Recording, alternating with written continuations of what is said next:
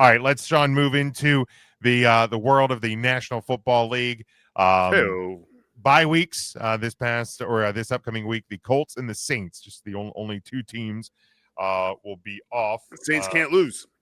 They can't lose. They won this past week. Even it's 2 weeks in a row without a Saints loss. That's nobody would have had that on their bingo card. Nope. Kind of a piece of news from this past week. Of course, Brian Daboll fired by the Giants. Can't really say it's much of a surprise there. I think the writing was starting to be on the wall. You thought maybe he'd get to the end of the season with the Scatterboo injury and with Jackson Dart playing well, but when you kind of look at and I know our pal EJ, who'll be on with us here in a little bit, loves the word optics. The optics aren't great when you have a severe injury to one of your players, and it was a freak thing. Jackson Dart, 4 concussions, right? Already in his early NFL career. That's insane. And when Russell Wilson hits the field, it's embarrassingly bad. Well, and that's just it. Like I don't know how much one tiny fucking embarrassing. What kind of tiny decision, like who your second string quarterback is, would play into it. Not looking at, but when you're in a tight game like that, and the energy level is, even without Scatterbo, the energy level with Dart is high. Not as high as it was when they were both there, but it's high enough. And they're in a competitive game. You don't think that would look better? EJ's optics, you don't think they would look better with Jameis Winston at the helm than with Russell Wilson? Like, how has Jameis Winston not gotten the – and I think – and I'm not going to say it's all the only reason that Daboll gets fired after this week. But I think that sad – mopey puppy vibe walking onto the field and trudging down and then looking at the guy that was like, yeah, I'm the one that's kept him at 2. Right. I think that had a much larger impact than you would think. EJ crashing in here looking like oldie one Kenobi with the hood up there and the I get it because he has a hood. It's cold down here, buddy. His beard. Yeah, it was cold here too. I was going to do the show outside. I pulled a plan B. I was like, I'm not doing it. I actually would have done it. I'm not even going to lie. But yeah, EJ obviously is the alleged Giants fan in the panel. Daboll fired. I don't think there's much of a surprise there. I mean, at this point, you can't be surprised. Like you heard rumblings for weeks now about like they almost fired him after the Denver loss. And John Mara had to be talked off the ledge on that one. But I think what really did it for him was not so much the losing. It was the amount of concussion protocols that Jackson Dart involved in. It was you didn't fire Shane Bowen, defensive coordinator, after the Broncos loss. You stayed the course there. So when you add in the little things on top of the losing, because the thought was, certainly in my mind, I was always saying that what would save his job for the end of the season was the development of Jackson Dart, which has gone very well for the record. They don't. If he doesn't get hurt in that game in Chicago, they don't lose that game. Right. The Giants right now should be sitting with at least 5 to 6 wins right now. They've blown 4 games this year, leading by 10 points or more. Okay, 2 of those games they're leading by 10 points more late in the fourth quarter. So, at some point, someone's got to pay for that. So like did I want Daboll to get fired? Not necessarily, but I understand it now. So it is what it is. They did announce your GM Joe Shane remains for now. For now, you think end of the year he's probably toast? Well, again, what may save him is that he's done decent with finding good pieces to build around. So that may save him, but who knows? Who knows how John Mara's feeling at this point now? I don't know. I honestly don't know. Yeah. I mean, is this the same GM that got rid of? Let's Saquon Walk, and correct. This is the same guy, right? Correct. So I mean, he may find cheaper pieces, but he got rid of an exorbitantly good one. Sure, he probably should have gotten fired last year for that. I mean, here's the deal, though. You look back on that, and surely the Hard Knocks off season, the clips and the sound bites there do not age well. No, I also think Saquon Barkley's mind was made up. I think he wanted to go to Philly.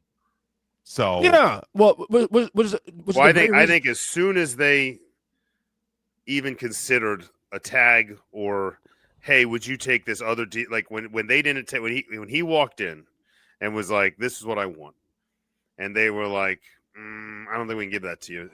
There's at that moment, and there's no reason for him to be loyal at that point. No. Like the man's done everything for you. He's taken your franchise tags.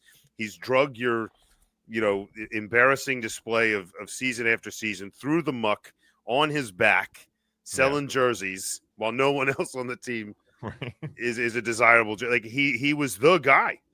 And when push came to shove and it was time to throw somebody out there for a press conference after a terrible loss, they put the smiling face, beautiful looking, face of the franchise out there to kind of be like, well, we're working hard and we're looking to next, and like that should be your coach doing that. But it's been a bad run, and the GM's responsible for all this. So he survives this too. I don't know. Be baffled, I don't know. I don't know if he's surprised, to be honest with you. And as an Eagles fan, I'm all for it. I root for the guy. I stick around, bud. Just like every year, I root for Jerry Jones. The thing is, too, also Shane and Daboll were kind of like a package because they came from the same place, Buffalo. So they came in New York. Speaking of which, Buffalo could use an offensive mind up there. They had a pretty rough time this week. Oh God, yeah, that was bad. Ooh. Daboll's looking for a job. But like I said, the only good news right now, and obviously he's got to hold up injury wise. He got to start sliding, whatever. But we did nail the quarterback. We have a quarterback for the future. That's good news. Now they got to build around that going forward. Yeah, they got to make sure he stops getting concussions because that's what I'm saying. Well, the quarterback of the future will very quickly become the quarterback of the past. Absolutely. If he does not, he might think it's the past right now. Well, that's true. He's living in 1965. This team has been cursed for 14 years straight. It's been. I don't want to hear a goddamn thing about your team being cursed. By the way, I know. I'm not complaining. Good. All right. Let's get into the games. We're here. Talk about curses. We only won by 3 points. Win's a win, buddy. Let's get into the games. We will start Sunday, 1:00 Eastern time on CBS. It is the 6-3 Tampa Bay Buccaneers. They travel to the 6-3 Buffalo Bills, who are a 5.5-point home favorite. Your over under on this one is 49.5. EJ. And now you know why I say I don't trust the Bills. You see why? You go to Miami. My God, I've been saying I don't trust the Bills for 5 seasons. Yeah, I think we've been on that train longer than you. That's you guys. This is for the audience. Yeah, right. I had Bills Mafia the last week, mad at me when I said, "Oh, well, do it in January." I don't trust you guys, and you're mad at me now, and you put up that shit the next week. Come on now. That being said, tough game. Both teams need this win. I'm not gonna go as far as say it's a must win, but they need these. Both teams need these wins badly to get the season back on track. I'm gonna go Buffalo, but this is a tough game, honestly, because Tampa. They're tough. Ooh. I go Bills here, but best bet here is the over. Look, I don't think it's necessarily must win for either team. It's closer to that for the Bills because they're falling in that wild card picture, which is still a lot of it's up for grabs. Tampa Bay still kind of holding steady a bit in the South because the South stinks. Sean, Bucks and Bills. Yeah, I don't think this is a must-win for the Buccaneers in much respect. I mean, unless your goal is to win the NFC, maybe then keep pace. But as far as staying alive, not even close for the Bills, like you said, you're chasing the Patriots at this point. So, right.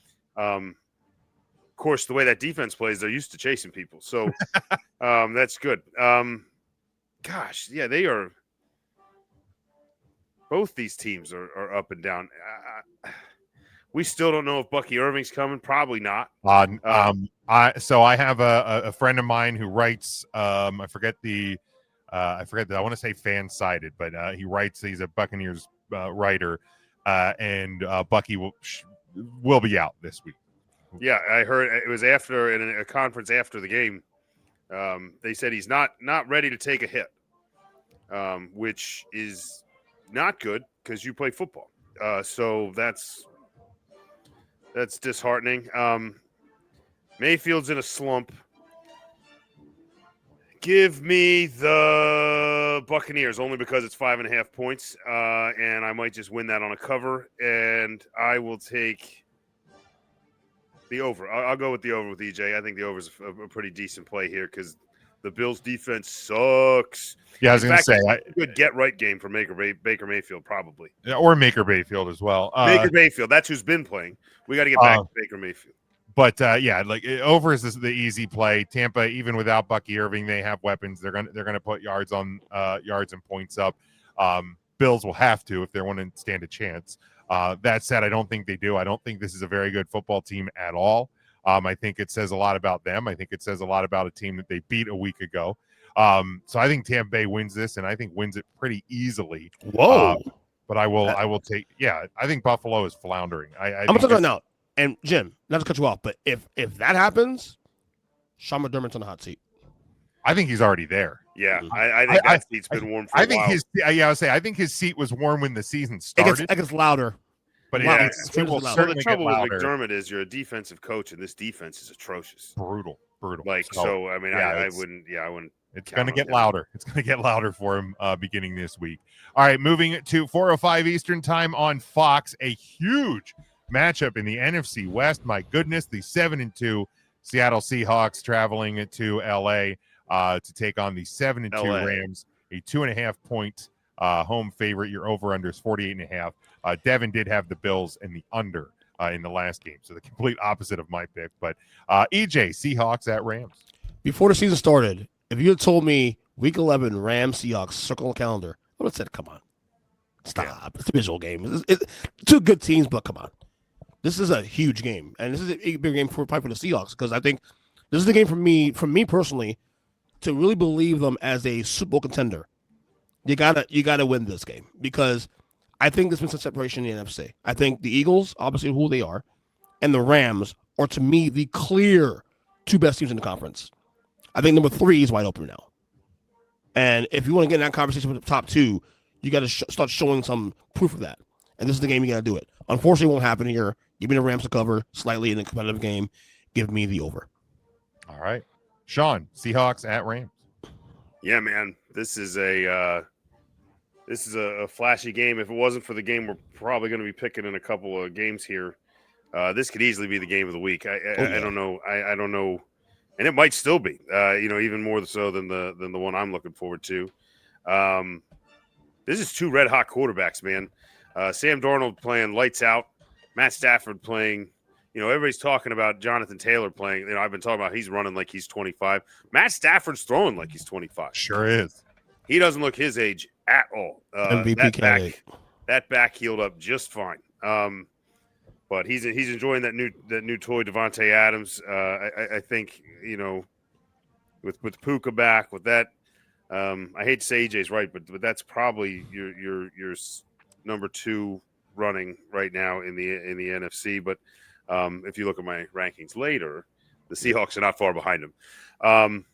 This is be a slobber knocker. Give me the Rams to cover and 48.5. I'm going to take the over. I know the Rams defense is good. I know the Seahawks defense is good, but they practice against themselves. So I'm going to go ahead and give the quarterbacks a chance to get out there and play. Give me the over. All right, very good. Devin has the Seahawks and the under. Look, I mean, the Rams obviously playing extremely well and doing what we expected them to do and more. But I think you look at Seattle, they're doing far more than anybody expected. And I think there's still a lot of people who are doubting them. I am not one of them. I think this is among, if not the best teams in the NFC. And I think they're going to stamp that this Sunday. I think they go into Inglewood officially and win this game. Take over the sole lead spot in the NFC West, and I think we're going to see a slight under because I think if you're Seattle, the key to winning this game is to slow down that Rams offense. And as good as the Seattle offense has been, that defense has been just as good. And it's reminiscent of what the Seahawks were when they had their most success in their franchise's history. So. I think Seattle goes in and does it. So I will say they showed me something on Sunday against Arizona. Not so much beating Arizona, but how that they were only a 6 points favorite. Right. So you're thinking, okay, divisional game, maybe it could be frisky, close situation. No, they came out there Never a chance. like fucking gangbusters from the word go. That shows me something. That shows you you're a serious team. Fair, the Now- Rams did the same thing to the 49ers. Yeah. Sure. So Right. it's like Right. it was a tale of But I also tale of think two that teams, yeah. the 49ers are closer to being the Cardinals than they are to Yeah. being the Rams or Seahawks. You know, Right, but right. but he's got to, you know, right. Now, but the now, 49ers, it's because of injuries as well. that's The Cardinals just suck. and the Ni- 49ers and are Niners, banging. they did come back in the game a little bit, made the game, one score game for a little while. And then Well, yeah, I the mean, Rams that's responded. when Sean McVay's kids were playing offense. So Right. But again, yeah, they showed me something on Sunday. But doing it now you got to be a team that's above you, a team that's who I believe is a Super Bowl contending team. So all right, Sunday 4:25 Eastern time, a battle in the AFC West. The 5-4 Kansas City Chiefs, a 3.5 point road favorite at the 8-2 Broncos. Your over under is 44.5. EJ. and this is why they're in my power rankings, because Vegas agrees with me that they're on the road against the teams 8-2 and still are 3.5 point favorites. What does that tell you? That I still believe the Chiefs. Because everybody loves the Chiefs. The Broncos are terrible, EJ. They are the worst 8-2 teams I've ever seen. In fact, you'll see very very shortly in our rankings where I have the Denver Broncos. or don't have them. And to me, it's as simple. You got to prove to me that this is your time. Like, Broncos are winning games. You know, they're beating that Raiders win was very very ugly. They probably should have lost that game too. You want me to take you seriously? Bury the Chiefs, because if the Chiefs lose this game, it's gonna be. My rating is Gotta get a lot harder. I'm not gonna say they're done in the AFC wildcard situation, but it goes a long way in setting the stage, because then you got to play Indy the week after too also. So if Denver wants to be taken seriously as a contender, bury this team now while you can at home. For now, give me the Chiefs, give me the under. All right, Sean. Well, the Broncos are doing right now, like, just what they need to do each week. They're getting just motivated enough to play better than the team on the other side of the field, and not much else. And they're relying on a defense, albeit a very good defense. Best in the league, I think. Ironically, I think the best thing that could have happened for Denver is the Chiefs being a 3.5 point road favorite. Because I mean, it's bulletin board material without the other team saying anything. And I think if you're Denver's coach and you're Bo Nix and you're trying to like rally and all, like that's where you try to hang your hat. Unfortunately, not only do you have a much healthier Kansas City Chiefs team and a team that's riding and a team that now has Rashee Rice with a couple of games under his belt, you have Andy Reid after a bye week, and that is never a good place to be. And I think the Chiefs know right now it's just get into the playoffs, but if the Chiefs want to have a shot at this division, you're going to have to take this team down probably twice. And so here's your first shot, and they're going to do it. They're going to go into Mile High. They're going to have themselves a time, and I think it stays close for a while, but that motivation level starts to drop once Rashee Rice breaks one for 40 yards, or somebody does something exciting, or Pat Mahomes makes a throw that no human should make. And I think that moment happens, and I think it's a pull away from there. Chiefs easily in Denver, and thanks to that easy win, I'm going to take the over, because I think there's going to be a lot of points scored here. Devin has the Chiefs in the over. Crap, I'm with Denver is probably the most fraudulent 2-loss team we've ever seen. They are scraping by. They are barely winning. But like, when perceived good teams win, right? Like the teams that we expect to be good, Eagles, Lions, Chiefs, Ravens, when those teams have these close wins, right? Oh, they gritted this one out, right? Look at the fight in them. Like last night, the Eagles held on. They got the win. When a team like Denver does it, we go, they're frauds. They're no good, whatever. And we may be right. They may be frauds. But they are winning, right? They no matter how bad they look, They find ways to win. That game in Philly, no matter how bad they look, they found a way to scrap it out. Snuck that out. Yeah. Denver has the third best defense in terms of yards and points per game given up. Mhm. The Chiefs somewhere around the 10th or 11th best offense. Like this Chiefs team, even since they've gotten some of their pieces back, have not been the same Kansas City Chiefs that we've come to know over the last couple of years. So you're going on the road into a team that is feeling disrespected probably by that betting line. They know what it is. Like, I think this has the makings of and I say the Broncos are going to cover. Even if the Chiefs win, I think it's going to be that slim of a margin. Broncos cover. I think they get the win outright. And I will take the under because I think Kansas City's offense is going to struggle against that Denver defense, and Denver's offense is going to struggle because that's just the Denver offense. The reason that's so, what you said there, James, is because the fact of the matter is when you're the Rams, when you're the Eagles, the Chiefs, teams that have won Super Bowls, teams that has done things last couple of years, you benefit of the doubt. Sure. When you're a new team like the Colts, when you're the Broncos who hasn't done shit in a long time, you don't just cut the line to trust you. I got to see more. I got to see more before I can trust you. Oh yeah, I get That's it. all I'm saying. Yeah, I get it. But in the same time, it's like Denver.